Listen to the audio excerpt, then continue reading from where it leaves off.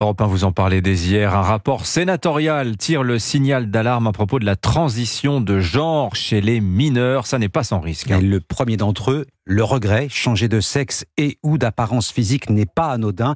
Il peut parfois aggraver le mal-être au lieu de le résoudre. Raison de plus pour l'encadrer plus sévèrement avant 18 ans. Ce rapport parlementaire devrait déboucher sur une proposition de loi portée par les Républicains, Arthur Delaborde.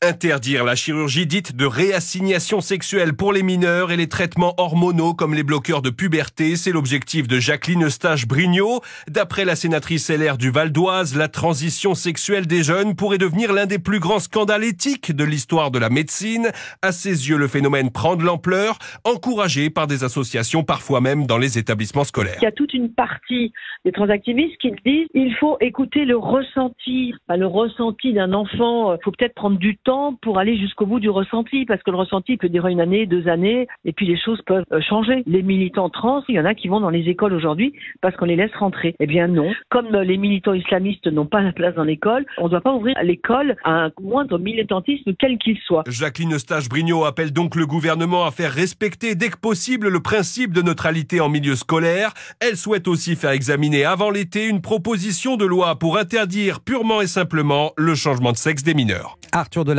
du service politique d'Europe 1.